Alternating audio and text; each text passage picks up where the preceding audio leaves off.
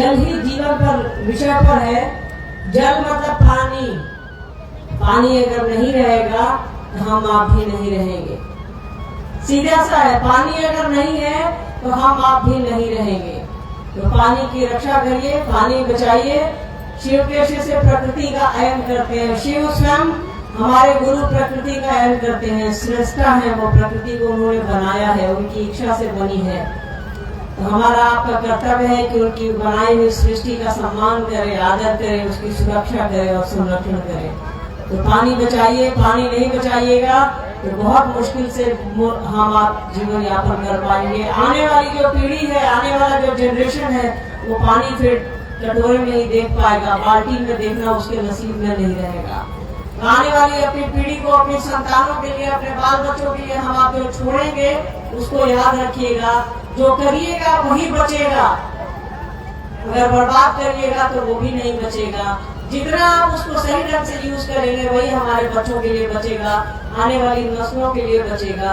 तो थोड़ा ध्यान रखिए, जल का संरक्षण करिए। जल का संरक्षण करिएगा तभी हवा भी है, तभी मिट्टी भी है, तभी पानी भी है, तभी बारिश भी है। और माँ साहब ने सिखाया है कि शिव के शिष्य प्रकृति की रक्षा करते हैं। जो हमारे गुरु ने बनाई है, उस परमात्मा शिव ने बनाया है, उसकी रक्षा करिए, संरक्षण करिए। चलिए हम आप यहाँ इकट्ठे हुए हैं। अभी थोड़ी देर पहले रवि जी ने कहा कि तो बहाना है। बहाना ये शब्द में हमको और आपको बहाना लग सकता है, तो दोनों काम करना है। हम आप इकट्ठा हुए हैं तो महादेव की बात भी हो जाएगी। और ये जल भी उन्हीं का बनाया हुआ है, तो जल के बहाने हम लोग यहाँ मिल भी रहे हैं। प्रकृति के संरक्षण की भी बात करेंगे और अपने गुरु की भी बात करेंगे। देखिए ये संगोष्ठी है। संगोष्ठी का अर्थ होता है संग बैठना। जहाँ हम आप संग बैठे हैं, एक साथ बैठे हैं, तो किसके लिए बैठे हैं ये ध्यान देना है। शिव के लिए बैठे हैं, साहब और दीदी माँ के लिए बैठे हैं। उन्होंने जो कहा है वो कर रहे हैं और बेहतर ढंग से कैसे करें इसके लिए बैठे हैं। ताकि कुछ बात होगी, गुरु भाई गुरु लोग आएंगे, कुछ आप बोलेंगे, कुछ हम लोग बोलेंगे, और संख्या इतनी ज्यादा हो जाती है कि आपकी तरफ से बोलने का जो है उसमें तो पता चलेगा 365 दिन खत्म हो गया। तो आपसे जिज्ञासा हम लोगों ने मंगवाई है, तो उसको भी हम लोग लेंगे। पर जिज्ञासा है वो किताबें आप लोग भेज दी है मेरे लिए, देख देखिए जिज्ञासा। हमने कहा कि भाई पढ़ देना, देखो पता चलेगा लोग कहेंगे कि जिज्ञासा मंगवाए भी है और पढ़े भी नहीं है। तो देखिए ये समझना होगा कि ये जिज्ञासा है किसके लिए है। वो शिव के लिए नहीं है, साहब दीदी के लिए नहीं है। ये जिज्ञासा हमारे आपके मन में है, हमारे आपके मन में जो प्रश्न उठते हैं उसके समाधान के लिए है। तो याद रखिएगा, जिज्ञासाओं का समाधान शब्दों के माध्यम से कोई भले कर दे, पर आपकी जिज्ञासाओं का समाधान बस और बस अपने गुरु महादेव कर सकते हैं और साहब दीदी कर सकते हैं। हम आपको कोशिश करते हैं किसी के प्रश्नों का उत्तर देने के लिए, उस शिव की बात करने की कोशिश करते हैं जिसके बारे में साहब और दीदी माँ ने कहा है कि उसको अपना गुरु बनाओ। हमारे आपके घरों में उस शिव की तस्वीर मिल जाती है, शिव परिवार की तस्वीर मिल जाती है। चौक चौराहों पर शिवालयों में दिख जाते हैं वो शिव, उनकी मूर्ति दिख जाती है, उनका प्रतीक शिवलिंग के रूप में दिख जाता है। वो बस दिख जाता है, हमारी आंख से दिखता है। मन से जिस दिन वो दिख जाएगा कुछ भी करने की आवश्यकता नहीं पड़ेगी। तो मन से दिखने के लिए ही साहब ने 3 सूत्र दिए हैं। उस महादेव को अपना गुरु बनाओ और 3 सूत्रों के सहारे काम करो। पहला सूत्र उन्होंने कहा कि ये शिव आप मेरे गुरु हैं, मैं आपका शिष्य हूँ, उन शिष्य पर दया कर दीजिए, मालूम है हमको और आपको। दूसरा है दूसरों को बताना है कि तुम जो करते हो दूसरों को करने को। महादेव ने साहब से कहा कि तुम जो करते हो दूसरों को करने को कहो। साहब ने कहा मैं शिव शिष्य बनाता हूँ, मैं लोगों को कहता हूँ। तो साहब ने शिव को बताया, तो महादेव ने कहा कि तुम जो करते हो दूसरों को करने को कहो। तो साहब ने जो हमको और आपको कहा है वो हम आप करें और दूसरों को बताएं कि शिव मेरे गुरु है, आपके भी हो सकते हैं। इसमें ना कुछ लेना है ना कुछ देना है, एक ही चीज है, वो है प्रेम। प्रेम लेना है और प्रेम देना है, इसके अलावा तो कुछ हम आप ले सकते नहीं है। सामान दीजिएगा या सामान लीजिएगा वो तो खत्म हो जाएगा, जो रहेगा वो प्रेम है। और उस महादेव से प्रेम करना है। कोई नया आदमी नहीं है, कोई नया हमारे आपके जीवन में उठ करके नहीं आ गया है। वो सनातन है, जो उन्होंने सृष्टि बनाई है, परमात्मा है वो। उन्होंने ही बनाया है हमको और आपको। तो साहब ने कहा कि जो जिसने बनाया है उसको अपना समझो, जिसको बनाया जिसने बनाया है उसको गुरु बना लो। जो जिस चीज को बनाता है उसका सबसे अच्छा मास्टर वही होता है। तो हमको और आपको जो चाहिए, जिस चीज की जरूरत होगी वो गुरु देंगे, देते ही है। महादेव से ही हम आप मांगते हैं, किसी दूसरे से थोड़े मांगते हैं। घर द्वार बाल बच्चा जमीन जायदाद सब उसी से, गाय बकरी सब उसी से तो मांगते हैं, धन समृद्धि सब उसी से मांगते हैं। तो साहब ने कहा कि ज्ञान भी उसी से मांग लो, वो ज्ञान दाता है। ज्ञान के निधि अगम है वो। निधि अगम मतलब ऐसी चीज जो कभी खत्म नहीं होती है, वो भंडार है जो कभी खत्म नहीं होगा। याद रखिएगा। तो उनसे ज्ञान भी मांग लो, उनसे, उस भोले बाबा से, उस शंकर से, उस महादेव से, उस महाकाल महामृत्युंजय से हम आप सब कुछ मांगते हैं। बीमार होते हैं तो कोई पंडित के पास जाइएगा, ज्योतिषी के पास, तो कहेगा महामृत्युंजय करा लीजिए। तो महामृत्युंजय किसका है? शिव को महामृत्युंजय कहा गया है। मृत्युंजय का अर्थ होता है मृत्यु पर जिसकी विजय प्राप्त हो, और उनको तो महामृत्युंजय कहा गया है। कोई भी दिक्कत होती है तो लोग कहता है महादेव की पूजा कर लीजिए ना, सब ठीक हो जाएगा। तो जब सब उन्हीं से ठीक होना है तो ज्ञान भी तो वही देंगे ना। तो उनको गुरु बना लेना है, उनसे दया की याचना करनी है। सरकार आप मेरे गुरु हैं, मुझ पर दया, बस यही मन ही मन कहना है। आपको बोलने का भी कष्ट नहीं उठाना है, मन ही मन बोलिए ना कि सरकार आप मेरे गुरु हैं, हम आपके चेला हैं, दया कर दीजिए। देखिए भोजपुरी में हमारा थोड़ा गड़बड़ है हिसाब किताब, तो भोजपुरी नहीं बोलेंगे, बोलेंगे तो आप लोग हंसने लगिएगा, कुछ का कुछ बोला जाएगा। तनी हम आप भोजपुरी पे कभी ध्यान देने के नहीं के, तो हमारी भोजपुरी को उतना ध्यान नहीं दीजिएगा। हिंदी में कोशिश करिएगा समझने की। अगर बहुत जरूरत पड़ेगी तो ट्रांसलेटर बगल में है लक्ष्मण जी, ये कर सकते हैं। पर मुझे लगता है कि हम आप शिव के शिष्य में, शिव के शिष्य भले बोली में हो या आचरण में हो, तो भाषा कहीं का मोहताज नहीं होती। भाषा प्रेम का मोहताज नहीं होती है, न प्रेम भाषा का मोहताज होता है। सभी एक दूसरे के साथ चलते रहते हैं। जिस बच्चे को बोलना नहीं आता है वो भी तो माँ से प्रेम करता है। तो भाषा कहीं भी माध्यम नहीं रहती, कहीं भी किसी चीज की आवश्यकता आंशिक रूप से पड़ती है, पूरे रूप से नहीं पड़ती है। तो उस महादेव को करना है कि हे महादेव रघुआ हमारा गुरु बानी या बालक, हमारा शिष्य बालक, दया कर बानी, दया करी। बस ये कहेंगे बा, और कुछ नहीं कहेंगे बा, बस इतना ही कहिए। और हम विश्वास मानिए आपका ये जीवन जो दिख रहा है वो भी, और जो नहीं दिख रहा है वो भी अच्छे से गुजर जाएगा। क्योंकि इसी हुआ पोह में तो हम आप लगे हैं ना, इसी युद्धों में तो लगे हैं कि कैसे अपनी जिंदगी को संवार ले, कैसे अपने बच्चों के लिए चीजों को इकट्ठा कर ले, अपने परिवार के लिए चीजों को इकट्ठा कर ले। तो महादेव को अपना गुरु बनाइए, सब चीज जो जो चाहिए वो इकट्ठा हो जाएगी। पर गुरु तो बनाइए, जो शिष्य के लिए चाहिए होगा वो गुरु दे देंगे। हमको और आपको लग सकता है कि महादेव से मांग रहे हैं, नहीं दे रहे हैं, तो जो जरूरी होगा वो दे देंगे। तो उनको अपना गुरु बनाइए। इसके लिए साहब ने 3 सूत्र दिए हैं। दिखता है कि ये 3 काम है, पर ये काम है नहीं, ये प्रेम की विधा है। आप प्रेम करिए। दूसरा आप पहले सूत्र पर ध्यान दीजिए, दूसरा सूत्र अपने आप हो जाएगा, तीसरा सूत्र अपने आप हो जाएगा। पहले सूत्र में साहब ने कहा है ना, उन्होंने सीधे नहीं कहा कि दया करिए, हे माता दया करिए। उन्होंने कहा है कि हे शिव आप मेरे गुरु हैं।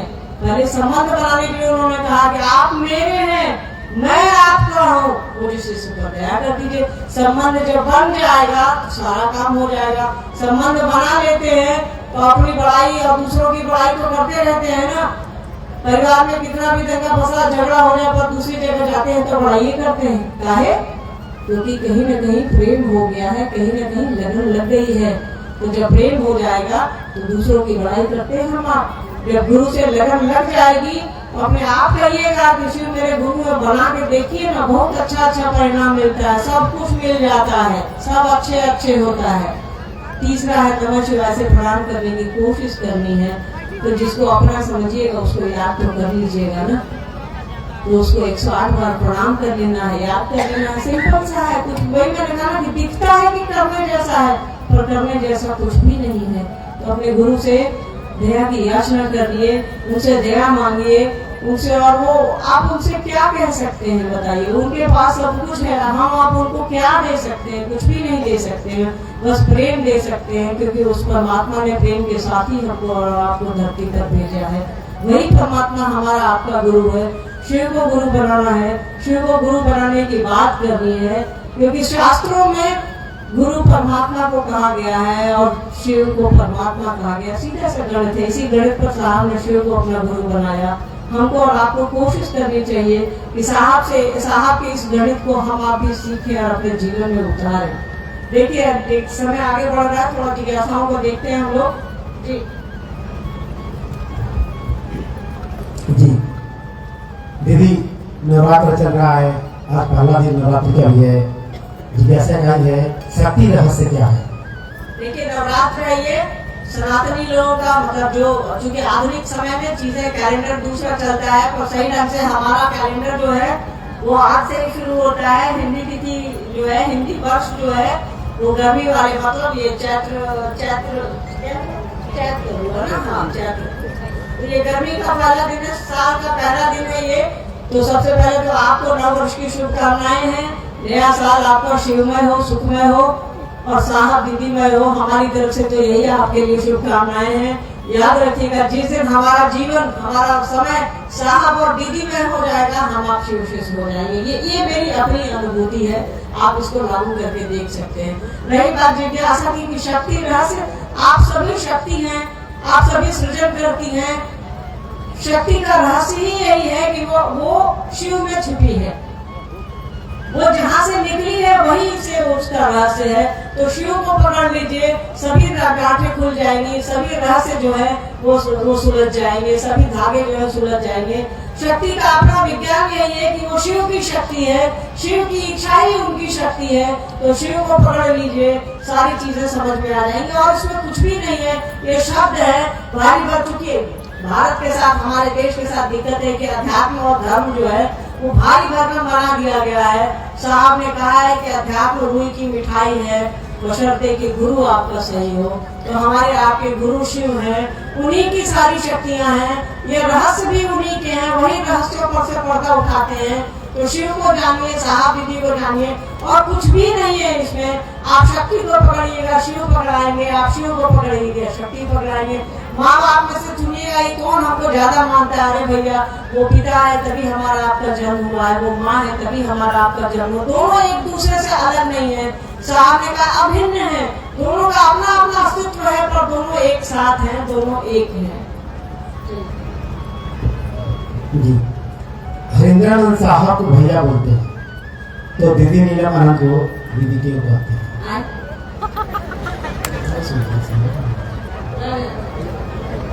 हरिंद्रानंद साहब को भैया बोलते हैं, दीदी नीलम आनंद को दीदी, तो क्या बोलेंगे उनको, ये बताइए। देखिए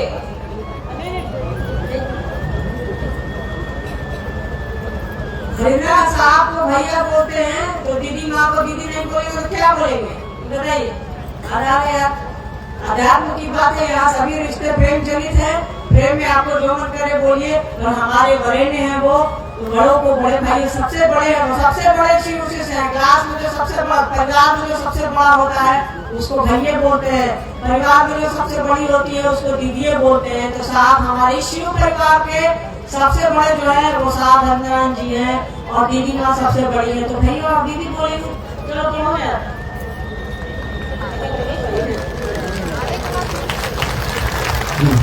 समष्टि में सिमटा हुआ व्यक्ति मूल मानवीय गुण से वंचित हो जाता है, कृपया समझाने का प्रयास करें।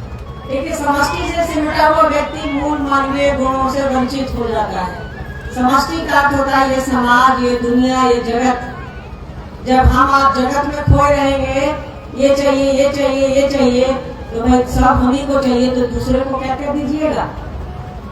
दूसरों के लिए जीने की विधा है भगवान शिव की शिष्यता। साहब और दीदी हमारे मन की गांठों को खोलते हैं, साहब और दीदी हमारे मन को बड़ा करते हैं, हमें सिखलाते हैं कि शिव के शिष्य पूरी दुनिया को अपना समझते हैं, सिर्फ अपने लिए नहीं जीते। तो जब अपने लिए जीना छोड़ दीजिएगा तो सबके लिए न जीना जिएगा। हम आप कितने हमारे आपके दिलों में कितनी चाहत भरी है इस जगत के लिए, इस समाज के लिए। ये शिव शिष्यता को शिव शिष्य बनने के बाद ही पता चलेगा। जब भी अपने लिए सोचिएगा तो दूसरों के लिए सोचना बंद कर दीजिएगा। भगवान शिव की शिष्यता अपने सोचने के साथ साथ पूरे जगत के साथ चलने की विधा है। तो साहब ने लिखा है कि समष्टि से सिमटा हुआ व्यक्ति मूल मानवीय गुणों से वंचित हो जाता है। जब आप सिर्फ इस जगत के बारे में सोचिएगा तो जगत में तो सिर्फ हम ही हम हैं, दूसरों के बारे में तो आदमी सोचता नहीं ये मेरा है, ये मेरा है, ये मेरा है, ये मेरा है। सबको मालूम होगी कि अपनी अपनी चप्पल कहाँ खोल करके आए। हमें भी मालूम है कि नीचे खोले हैं, पता नहीं इधर उधर डर लगने लगे, जाते समय मिलेगी कि नहीं मिलेगी। सच बता रहे, आपको भी लग रहा होगा। यही जगत है, एक छोटी सी चीज जिसके लिए हमारे आपके दिमाग में बोझ पड़ा हुआ है। कभी ये सोचिए कि ये शिव सबके हो जाए तो वो जो बोझ है वो अपने आप हल्का हो जाएगा। जाए दुनिया को चप्पल में है, कोई भाई में चल गया तो चल गया। तो शिव को अपना गुरु बनाइए, साहब दीदी को अपना बनाइए। हमारा और आपका मन जो इस जगत से सिमटा हुआ है, जो अपने आप की हाय हाय में, जो अपने आप की जद्दोजहद में चल रहा है, वो विशाल हो जाएगा, बड़ा हो जाएगा। जी लगभग वैसा ही है। ये भी व्यष्टि से समष्टि की ओर कैसे जाए, प्रकाश में दोनों में बहुत अंतर है। व्यष्टि से समष्टि की ओर कैसे जाए, दीदी प्रकाश डालें। शब्द पर मत जाइए, दोनों अलग अलग लाइन है। व्यष्टि से समष्टि की ओर कैसे जाए।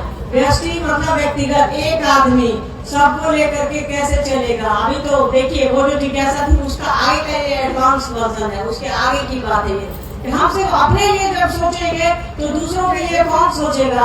आप साहब कहते हैं कि जब पेट भर जाता है तो जानवर भी नाक से अपने खाने के बर्तन से मुंह पलट लेता है। हम आप इंसान हैं, जब अपनी चीजें पूरी हो गई तो कितनी जरूरत है हमको और आपको, कितना ले जाइएगा, कितना रख पाइएगा। अरे भैया कसम में जेब नहीं होती, जितनी जरूरत है उतना काम करिए ना, बाकी दूसरों के हिसाब से चलिए, दूसरों के लिए चलिए। शिव की शिष्यता सबको लेकर के चलने की विधा है। अपने आप को भी लेकर के चलिए और अपने संग संग दूसरों को भी लेकर के चलिए। तभी हमारे देश में कहा वसुधैव कुटुंबकम, ये दुनिया का पहला और आखिरी देश है जो कहता है कि पूरी दुनिया मेरा एक परिवार है।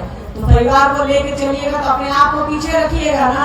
हाथ को जितना बड़ा कीजिएगा उतना लोग समेटाएंगे, हथवा को बांध लीजिएगा तो खाली अपने में समेटिएगा। तो साहब यही हम लोगों को बचपन से और दीदी माँ बचपन से सिखाए हैं कि बेटा हाथ को खुला रखो ताकि लोग उसमें समा सके, मन को खुला रखो ताकि उसमें सब लोग समा सके। शिव के शिष्य सबको लेकर के चलते हैं, सिर्फ अपने नहीं चलते हैं, अपनी यात्रा है और सबके साथ की यात्रा है। देखिए हम सब अपने अपने आए हैं और सबके साथ कितना प्रेम से बैठे हैं, तो सबकी यात्रा हुई कि नहीं हुई। यही है व्यष्टि से समष्टि की ओर चलने की विधा है भगवान शिव के शिष्यता। जी आओ चले शिव की ओर पुस्तक में साहब बोल रहे हैं शिव शिष्य बनने के लिए दया मांगना। दीदी समझाने का प्रयास करें। शिव शिष्य बनने के लिए तो दया मांगिएगा, और किस चीज के लिए दया मांगिएगा। शिव शिष्य बनिएगा तभी सब कुछ संभव है, इसके अलावा सब कुछ बोली है। बोलने में हम आप शिव शिष्य बोलते रहते हैं शिव मेरे गुरु है। भैया वो आचरण में उतरने चाहिए, सिर्फ बोली में सिर्फ वादात्मक नहीं होना चाहिए, वो बोधात्मक होना चाहिए। हमारी बोधि में उतरना चाहिए, हमारी समझ, हमारी बुद्धि, हमारे दिल में उतरना चाहिए। बोली में तो हम आप रिक्शा वाले को कहते हैं कि भैया चलन है, और जब 2 रुपया ज्यादा मांग देता है तो के भैया से रेर आके उतर आते हैं। तो बोली में शिव को अपना गुरु बनाने से बेहतर है कि आप अपने गुरु को अपने दिल में उतारिए, अपने मन में उतारिए, अपने जीवन में उतारिए। दीदी एक जिज्ञासा आई है, सप्ताह की चर्चा में आओ चले शिव की ओर पुस्तक और अमीर लाकर पढ़ते हैं, क्या पढ़ना सही है या गलत है। देखिए साहब ने अपनी अंतिम शिव गुरु चर्चा में कहा है कि किताब को पढ़िए, साप्ताहिकी में पढ़िए। उन्होंने जो कह दिया है वही होगा। भगवान शिव की शिष्यता की बात करिएगा तो उन्होंने जो कहा है, उन्होंने मतलब साहब भक्तराम जी ने और दीदी नीलम आनंद जी ने जो कहा है वही होगा। उन्होंने कहा है कि किताब को पढ़िए तो किताब को पढ़ा जाना चाहिए। इसी में आगे है, लोग कहते हैं कुछ गुरुवार कि शिव की ओर शिव की पुस्तक है, पढ़ने से आप उलझ जाइएगा, समझाने का प्रयास करें। आपको एक कहे कि गंगा को पीने से आप अपवित्र हो जाइएगा, तो मेरे दिमाग से परे है। शिव से जुड़ी कोई भी चीज, साहब विधि से जुड़ी हुई कोई भी चीज आपको पवित्र करती है, आपको पावन करती है, आपको सुलझाती है, उलझाती नहीं है। साहब विधि आपको शिव की ओर ले चल रहे हैं। इससे बढ़िया कोई रास्ता नहीं है, इससे बढ़िया कोई मार्ग नहीं है। शिव की ओर चलने में ये पुस्तकें आपके लिए सहायक हो सकती हैं। साहब विधि आपके साथ इन पुस्तकों का सहारा लीजिए, समझिए, सीखिए और उस ओर बढ़ चलिए। ये साहब की कोई भी चीज हमको और आपको उलझाती नहीं है, वो हमारे आपके जीवन को सुलझा देती है, एक सही रास्ता दिखलाती है, एक सही मार्ग दिखलाती है। ये जिज्ञासा जिनकी भी है उनको मेरी एक मुफ्त की राय है, कृपया इस किताब को एक बार ध्यान से पढ़िए और ईमानदारी से अगली बार सवाल करिएगा कि इस किताब ने आपको सुलझाया है या उलझाया है। धरती पर कोई भी आदमी खड़ा होकर ये नहीं कह सकता है साहब भक्तराम जी की बात या माँ दीदी नीलमानंद जी की बात मुझको उलझाती है। उनकी बात आपको शिव देती है, महादेव देती है, महादेव की ओर चलने का रास्ता बताती है, उलझाती नहीं है। जी, गुरु आवाहन ध्यान मंत्र है।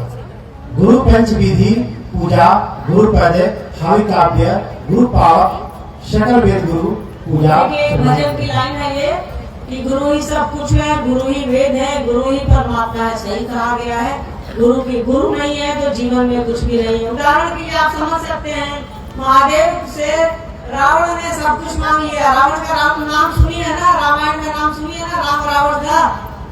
तो रावण शिव के बहुत बड़े भक्त थे और उन्होंने सब कुछ मांगा शिव से। उन्होंने कहा कि आपको 5 मुख है, 55 है, आप मुझको 10 मुख चाहिए, इसलिए रावण दशानन कहलाए, उनको 10 चेहरे हैं। उन्होंने महादेव से सब कुछ मांग लिया, लंका मांग ली, त्रैलोकी की शक्ति मांग ली, पर देखिए उन्होंने महादेव से ज्ञान नहीं मांगा, बुद्धि नहीं मांगी। तो एक साधु के वेश में एक स्त्री का हरण कर लिया। कारण जो भी हो उसके कारण में हम आप नहीं जाएंगे। साधु के वेश में स्त्री का हरण कर लिया और देख लीजिए साधु का वस्त्र के ही रूप में बदनाम जरूर हो गई कि रावण ने, शिव के भक्त रावण ने साधु के वेश में स्त्री का हरण कर लिया। उन्होंने बस ज्ञान नहीं मांगा, बुद्धि नहीं मांगी और आंशिक रूप से साधुता कलंकित हो गई है। ध्यान रखिए, इसलिए बुद्धि मांगिए, समझ मांगिए। उनके दया ही ज्ञान है, उनकी दया ही बुद्धि है, उनकी दया ही समझ है। तो महादेव से बुद्धि मांगिए, ज्ञान मांगिए, समझ मांगिए। ये सब कुछ उनकी दया के ही रूप है, दया के ही स्वरूप है। वो आप पर दया करेंगे, हम पर दया करेंगे, तो जो समालोचित काम होगा, जो मानवोचित काम होगा, हम आप वही करेंगे ना। जी, मेरे शाह श्री का अंतिम संबोधन में शाह बोल रहे हैं, अब आप रांची से विदा ले रहे हैं, अब संगोष्ठी आप करेंगे। दीदी आपसे ये निवेदन है, आप मेरी दीदी नीलम माँ के गोद में पली बड़ी हैं, उनसे जुड़ी कुछ बातें बोलिए, उनके ममता को भाई बहन को बताइए। पहले दूसरी बात का ही उत्तर दे देती हूँ, दूसरी जिज्ञासा का। आप उनकी बेटी है तो आप क्या है कौन ये बताइए। साहब दीदी ने कोई बेईमानी नहीं की है, ये बोल करके आप लोग साहब दीदी को ही बेईमान बना देते हैं। उनके पास जो भी था, उनके पास शिव थे, उन्होंने बराबरी से हमको और आपको शिव दिया है। क्या उन्होंने बेईमानी करी है? ईमानदारी से बोलिए, बताइए। उन्होंने कोई बेईमानी नहीं करी है, उनके पास जो भी था उन्होंने बराबर से सबको बांट दिया है। समंदर ये नहीं कहता है कि तुम आओ, एक लोटा लेकर के आओ, कि एक ट्रैक्टर लेकर के आओ, कि ड्राम लेकर के आओ, कि डेगची लेकर के आओ। हम आप उस गंगा के पास पहुंचते हैं, वो लोटा पानी लेने के लिए, एक ट्रैक्टर पानी लेने के लिए, एक टैंकर पानी लेने के लिए, ठंडा पानी लेने के लिए। भाई आप जितना ले सकते हैं लीजिए। वो था सागर है, वो साहब विधि है, शिव के शिष्य है, जिनको महादेव ने स्वयं कहा है मैं सिर्फ तुम्हें जानता हूँ। तो आप उनके पास लोटा लेके क्या जाते हैं? आप उनके पास टैंकर लेकर के जाइए ना, कि कभी खत्म नहीं हो। साहब विधि माँ ने कोई बेईमानी नहीं की है, उन्होंने बराबर से आपको बांटा है। जहाँ तक हम उनकी गोद में खेले हैं तो साहब ने आपको कलेजे का टुकड़ा कहा है, मुझे नहीं कहा है। साहब ने शिव शिष्यों को कलेजे का टुकड़ा कहा है, तो हमको भी आपके ही रास्ते से आना होता है उनके कलेजे का टुकड़ा होने के लिए। हमारे लिए कोई अलग से रास्ता नहीं है, उन्होंने एक ही रास्ता दिया है, वो है शिव की शिष्यता का रास्ता। उस रास्ते पर जो भी चलेगा, चाहे वो अनुनिता आनंद हो, कि आप हो, कि आप हो, कि आप हो, वो उस रास्ते पर चलेगा तो उनके कलेजे का टुकड़ा होगा। नहीं तो ऐसे ही चलते रह जाइएगा, कुछ न हो पाइएगा। साहब विधि माँ ने कोई बेईमानी नहीं की, किसी से नहीं, उन्होंने बराबर से दिया हमको, आपको सब। यही बात पहली जिज्ञासा क्या थी? उत्तर दे दिया। विदा ले रहे हैं। देखिए पहले तो उन्होंने संगोष्ठी में कहा है कि रांची से विदा ले रहे हैं, तो संगोष्ठी में जितने लोग कायदे से थे उनको कह रहे हैं। रही बात रांची से विदा लेने की, तो वो साहब हैं, धरती के महादेव हैं, उनको ये मालूम है कि वो कब शरीर छोड़ रहे हैं कब नहीं छोड़ रहे हैं। तो शरीर का अपना एक नियम है, शरीर स्थूल होता है, उसको आंखें खोजती हैं। साहब ने हमारे आपके मन को मजबूत करने के लिए कहा है कि भाई अब आप विदा ले रहे हैं, आप तो साहब को खोजिएगा। साहब तो एक ऊर्जा है, साहब तो एक हवा है, साहब तो एक धूप है, साहब तो एक पानी है। हमारे आपकी ऊर्जा के अंदर ऊर्जा के स्रोत है वो। तो जहाँ रहिएगा साहब हमारे आपके हैं, दीदी माँ हमारी आपकी है। तो उन्होंने किसी स्थान विशेष से नहीं जोड़ा है।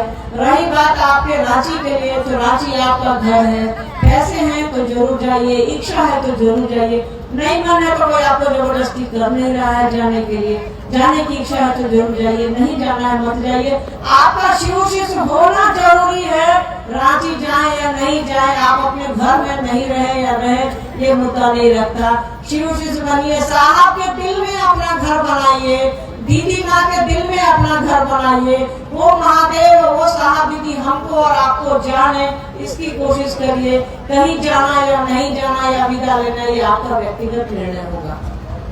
एक चीज समझिए कि हमारी आपकी अनुभूतियां अनंत हैं। हरी कथा अनंत जो है जैसे है ना, तो साहब दीदी से अगर जुड़िएगा तो हमारे आपके जीवन में अनंत अनुभूतियों का सामना होगा। अनंत अनुभूतियां हमारे आपके जीवन को जब जोड़ेंगी। और मेरे साथ एक अनुभूति है कि साहब के साथ हम लोग घूमने गए थे। जल्दी जल्दी सुना देती हूँ, आपको भी जाना है, मुझको भी जाना है। साहब के साथ हम लोग उड़ीसा गए थे घूमने, तो वहाँ एक लिंगराज मंदिर है भुवनेश्वर में, उड़ीसा राज्य की राजधानी है। जैसे बिहार की राजधानी पटना है ना अपना, वैसे ही उड़ीसा राज्य की राजधानी भुवनेश्वर है। वहाँ बहुत पुराना शिव का मंदिर है। तो हुआ कि भाई घूम, देखिए ना आपको ना मंदिर जाने को कह रही, ना मस्जिद, ना कहीं भी आपको जाना है नहीं जाना, आप स्वतंत्र है। तो उस मंदिर में मैं जब गई तो मैंने देखा ऐसे बहुत ऊंचा मंदिर है, ऐसे सिर ऊपर करके कहा कि यही है लिंगराज मंदिर। तो मंदिर ऐसे रहता है ना, तो मंदिर के इस हिस्से पे साहब का चेहरा उभरता है और साहब कहते हैं मैं ही तो हूँ यहाँ। ध्यान दीजिएगा कि मंदिर के मुंडेर पर, मंदिर की छत पर साहब का चेहरा उभरता है और साहब कहते हैं मैं ही तो हूँ यहाँ। तो मेरे दिमाग में आश्चर्य हो रहा है कि पापा तो बाहर, साहब तो बाहर है, यहाँ साहब की तस्वीर कैसे उभर रही है। तो हम लोग फिर बाहर आ गए, एक संगोष्ठी में हमने साहब को कहा ये बात। तो साहब हमने कहा कि आप क्या खेला करते रहते हैं, बाहर रहते हैं और आपका चेहरा मंदिर की दीवार पर उभरता है। तो साहब ने कहा कि अब ये सब समझ जाइएगा बाबू। तो देखिए वो साहब है, मैं बार बार कहती हूँ कि वो आसमां है और सर झुकाए बैठा है। तो आपको वो जैसा कह रहे हैं करिए। वो आपको कह रहे हैं शिव शिष्य बनिए, आओ चले शिव की ओर। वो ये नहीं कह रहे कि आइए और जाइए शिव की ओर, वो कह रहे हैं आओ चले शिव की ओर। साहब दीदी माँ की उंगली पकड़े पकड़े शिव की ओर चलिए, आपका जीवन शिव में रहेगा, आनंद में रहेगा। साहब दीदी और महादेव को अपने जीवन में रखिए। आपके यहाँ आई, अच्छा लगा। जब मौका मिलेगा, जीवन सुरक्षित रहेगा तो आपके बीच आऊंगी। अभी जा रही हूँ, आप सभी के चरणों में मेरा प्रणाम। जागो जागो महादेव। आप सभी लोग कहाँ हैं? मैं